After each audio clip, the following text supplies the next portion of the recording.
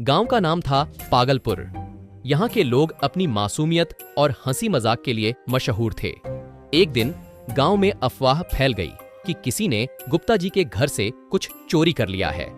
गुप्ता जी गांव के सबसे अमीर आदमी थे और अक्सर अपने सोने चांदी के गहनों की शान बघारते थे। सुबह सुबह गुप्ता जी के घर से चिल्लाने की आवाज आई। अरे कोई है? मेरी अलमारी का ताला टूटा है। ये सुनते ही पूरा गांव इकट्ठा हो गया। मिश्रा जी, जो गांव के सबसे चतुर व्यक्ति माने जाते थे, अब हमें जासूस की जरूरत है। हमें इस मामले की तह तक जाना होगा। अंकुश, जो गांव का सबसे शरारती लड़का था, तुरंत बोला। मिश्रा जी, मैं ही इस मामले को सुलझाऊंगा। मुझे बस कुछ सहयोग चाहिए। मिश्रा जी ने हंसते हुए कहा, हाँ, ठीक है अंकुश, तुम ही हमारे जासूस बनो, लेकिन ध्यान रहे हर कदम सोच समझकर उठाना। अंकुश ने सबसे पहले अपने दोस्तों को इकट्ठा किया, पप्पू, बबली और गुड्डी। उन्होंने एक बैठक बुलाई और योजना बनाई। पप्पू ने कहा, हमें सबसे पहले गुप्ता जी के घर की तलाशी लेनी चाहिए, शायद कोई सुराग मिल जाए। बबली ने सुझाव दिया, हमें गुप्ता जी से पूछना चाहिए कि उन्होंने आखिरी बार अपने गहनों को कब देखा था। गुड्डी ने कहा, और हमें गांव के हर व्यक्ति से पूछताछ करनी चाहिए। अंकुश ने सबकी बातें सुनी और बोला, ठीक है, हम 3 हिस्सों में बंट जाएंगे।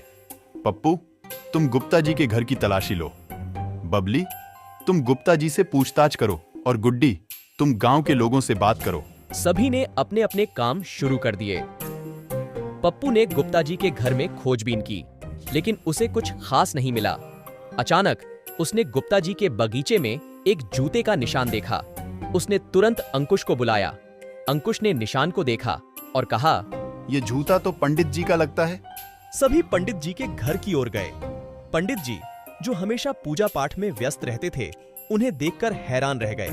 अंकुश ने हंसते हुए कहा, पंडित जी, क्या आपने गुप्ता जी के घर कुछ देखा है? पंडित जी ने हंसकर जवाब दिया, नहीं बेटा, मैं तो अपनी पूजा में ही व्यस्त था। तभी गुड्डी भागते हुए आई और बोला, अंकुश, मुझे गांव के बगल वाले बगीचे में कुछ अजीब सा मिला है। सभी बगीचे की ओर दौड़ पड़े। वहां पहुंचकर देखा तो एक चिड़िया एक गड्ढे के पास खुदाई कर रहा था। अंकुश ने चिड़िया को भगाया और गड्ढे में झांका। वहां एक पुरानी पोटली थी। पोटली खोलते ही सबकी आंखें फटी की फटी रह गईं। उसमें गुप्ता जी के गहने थे। गुप्ता जी ने हंसते हुए कहा, अरे, ये तो वही पोटली है जिसे मैंने कई साल पहले खो दिया था। सभी ने हंसकर कहा, गुप्ता जी, लगता है आपके गहने खुद ही खो गए थे। अंकुश ने मिश्रा जी को सब बताया और मिश्रा जी ने हंसते हुए कहा, अंकुश, तुमने तो इस मामले को बहुत अच्छे से सुलझा लिया। गुप्ता जी ने अपने गहने वापस पाकर राहत की सांस ली और गांव वालों के साथ मिलकर एक बड़ी दावत दी। सबने मिलकर खूब हंसी मजाक किया और इस मामले को यादगार बना दिया। हंसी मजाक और मिलजुल कर काम करने से हर मुश्किल का हल निकाला जा सकता है। अंकुश और उसके दोस्तों ने मिलकर गांव के सबसे बड़े मुश्किल को सुलझाया और साबित किया कि दोस्ती और हंसी मजाक में कितनी ताकत होती है।